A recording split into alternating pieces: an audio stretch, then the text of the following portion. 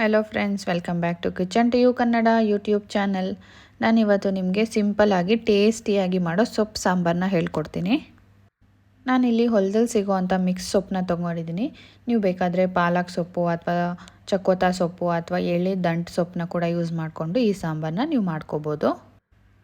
ಇದ್ರ ಜೊತೆಗೆ ನಾನು 2 ಈರುಳ್ಳಿ, 1 ಬೆಳ್ಳುಳ್ಳಿ, ಒಂದು 4ರಿಂದ 5 ಹಸಿರು ಮೆಣಸಿನ್ಕಾಯಿ ಹಾಗೆ 1 ಟೊಮೆಟೊನ ಕೂಡ ತೊಗೊಂಡಿದ್ದೀನಿ. ಹೇಗೆ ಮಾಡೋದು ಅಂತ ನೋಡೋಣ ಬನ್ನಿ. ಮೊದಲಿಗೆ ಒಂದು ಪಾತ್ರೆ ಇಟ್ಕೊಂಡು ಸ್ಟವ್ ಆನ್ ಮಾಡ್ಕೊಳ್ಳಿ. ಅದರಲ್ಲಿ ಒಂದು 1/2 ಲೀಟರಷ್ಟು ನೀರನ್ನ ಸೇರಿಸ್ಕೊಳ್ಳಿ. ನಂತರ ನೀರು ಈ ಥರ ಬಬಲ್ಸ್ ಬರೋದಕ್ಕೆ ಸ್ಟಾರ್ಟ್ ಆದಮೇಲೆ ಸ್ವಲ್ಪ ಬೇಳೆನ ಆ್ಯಡ್ ಮಾಡ್ಕೊಳ್ಳಿ.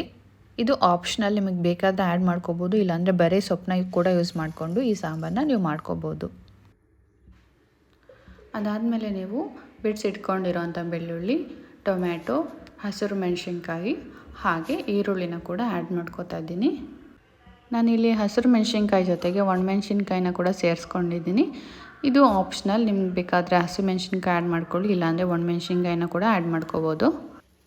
ನೋಡಿ, ಒಂದು 10 ನಿಮಿಷಗಳ ಕಾಲ ಬೇಯೋದಕ್ಕೆ ಬಿಟ್ಟರೆ ಬೇಳೆ ಈ ಕಲರ್ಗೆ ಚೇಂಜ್ ಆಗುತ್ತೆ.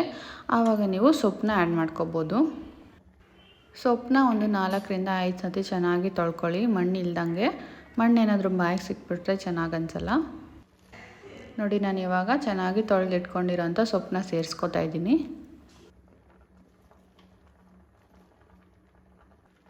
ಒಂದು 2 ನಿಮಿಷಗಳ ಕಾಲ ಬೇಯಿಸ್ಕೊಂಡಿದ್ದ ನಂತರ ನೀವು ಇದಕ್ಕೆ ರುಚಿಗೆ ತಕ್ಕಷ್ಟು ಉಪ್ಪನ್ನ ಆ್ಯಡ್ ಮಾಡ್ಕೊಳ್ಳಿ. ನೀವು ಸೊಪ್ಪನ್ನ ಬೇಯೋದಕ್ಕೆ ಇಟ್ಮೇಲೆ ಯಾವುದೇ ಕಾರಣಕ್ಕೂ ಪ್ಲೇಟ್ನ ಕ್ಲೋಸ್ ಮಾಡ್ಕೋಬೇಡಿ. ಓಪನ್ ವೆಸಲಲ್ಲೇ ಬೇಯಿಸ್ಕೋಬೇಕಾಗುತ್ತೆ, ಆವಾಗ ಸೊಪ್ಪು ಗ್ರೀನ್ ಕಲರಾಗೇ ಇರುತ್ತೆ. ನೀವೇನಾದರೂ ಈ ಟೈಮಲ್ಲಿ ಪ್ಲೇಟ್ನ ಕ್ಲೋಸ್ ಮಾಡಿಕೊಂಡ್ರೆ ಸಾಂಬಾರು ಸ್ವಲ್ಪ ಕಪ್ಪು ಕಲರ್ ಅಂತ ಅನಿಸುತ್ತೆ. ಅದಕ್ಕೋಸ್ಕರ ಓಪನ್ ವೆಸಲಲ್ಲೇ ಮಾಡ್ಕೊಳ್ಳಿ. ನೋಡಿ, ಸೊಪ್ಪನ್ನ ಇಟ್ಕೊಂಡಿದ್ದಾದಮೇಲೆ ಒಂದು 5ರಿಂದ 6 ನಿಮಿಷಗಳ ಕಾಲ ಬೇಯಿಸ್ಕೊಂಡ್ರೆ ಸಾಕಾಗುತ್ತೆ. ಜಾಸ್ತಿ ಬೇಯಿಸ್ಕೊಳ್ಳೋದೇನು ಅವಶ್ಯಕತೆ ಇರಲ್ಲ. ನೋಡಿ, ಇವಾಗ ಸೊಪ್ಪನ್ನ ಮುಟ್ಟಿ ನೋಡಿದ್ರೆ ಅದು ಮೆತ್ತಗಂತ ಅನಿಸ್ಬೇಕು, ಆವಾಗ ಸೊಪ್ಪು ಬೆಂದಿದೆ ಅಂತ ಅರ್ಥ. ನಾವು ಈ ಟೈಮಲ್ಲಿ ಸ್ಟವ್ನ ಆಫ್ ಮಾಡ್ಕೊಬಿಡೋಣ. ಸೊಪ್ಪಿನ ಜೊತೆಗೆ ಬೇಳೆ ಕೂಡ ಪೂರ್ತಿಯಾಗಿ ಬೆಂದಿರುತ್ತೆ. ಇವಾಗ ನಾವು ಸ್ಟವ್ನ ಆಫ್ ಮಾಡಿಕೊಂಡು ಸೊಪ್ಪನ್ನ ಸೆಪ್ರೇಟ್ ಮಾಡ್ಕೊಳ್ಳೋಣ.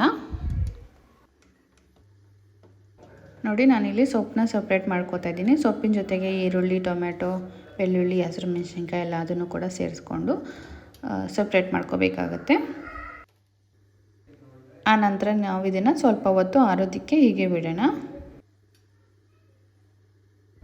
ನೋಡಿ, ನಾನಿಲ್ಲಿ ಒಂದು ದಪ್ಪ ಈರುಳ್ಳಿನ ಸ್ಲೈಸ್ ಮಾಡಿ ಇಟ್ಕೊಂಡಿದ್ದೀನಿ.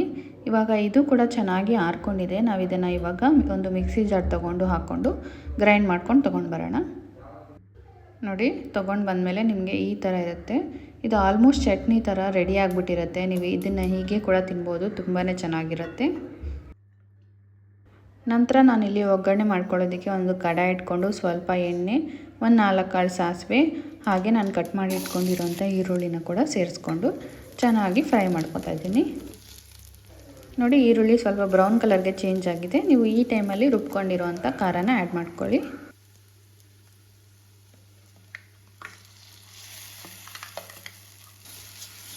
ನೀವು ಈ ಟೈಮಲ್ಲಿ ಸ್ಟವ್ನ ಆಫ್ ಮಾಡ್ಕೊಳ್ಬೇಕಾದ್ರೆ ಚಟ್ನಿ ಥರ ಯೂಸ್ ಮಾಡ್ಕೋಬೋದು, ತುಂಬಾ ರುಚಿಯಾಗಿರುತ್ತೆ.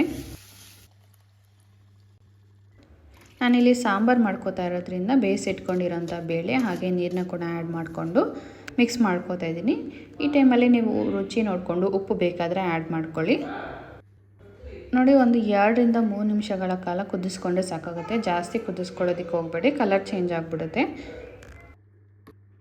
ನೋಡಿದ್ರಲ್ಲ, ಟೇಸ್ಟಿಯಾಗಿರೋ ಹಳ್ಳಿ ಸೊಗಡಿನ ಸಾಂಬಾರು ರೆಡಿ ಆಗಿದೆ. ಇದನ್ನು ನಾವಿವಾಗ ಬಿಸಿ ಬಿಸಿ ಅನ್ನೋ ಜೊತೆ ಸರ್ವ್ ಮಾಡ್ಕೊಳ್ಳೋಣ. ನೀವು ಕೂಡ ಒಂದ್ಸತಿ ಮನೇಲಿ ಟ್ರೈ ಮಾಡಿ ನೋಡಿ, ಹೇಗೆ ಬಂತು ಅಂತ ನನಗೆ ಕಮೆಂಟ್ ಮಾಡಿ ತಿಳಿಸಿ. ಹಾಗೆ ನನ್ನ ಚಾನಲಲ್ಲಿರೋ ಯಾವ ರೆಸಿಪಿ ನಿಮಗೆ ತುಂಬ ಇಷ್ಟ ಆಯಿತು ಅಂತ ಕೂಡ ಕಮೆಂಟ್ ಮಾಡಿ ತಿಳಿಸಿ. ಈ ರೆಸಿಪಿ ನಿಮ್ಗೆ ಇಷ್ಟ ಆಗಿದ್ರೆ ನನ್ನ ವಿಡಿಯೋನ ಲೈಕ್ ಮಾಡಿ, ಶೇರ್ ಮಾಡಿ, ಹಾಗೆ ಮರಿದಿರ ನನ್ನ ಚಾನಲ್ನ ಸಬ್ಸ್ಕ್ರೈಬ್ ಮಾಡ್ಕೊಳ್ಳಿ. ವಿಡಿಯೋ ನೋಡಿದ್ದಕ್ಕಾಗಿ ಧನ್ಯವಾದಗಳು.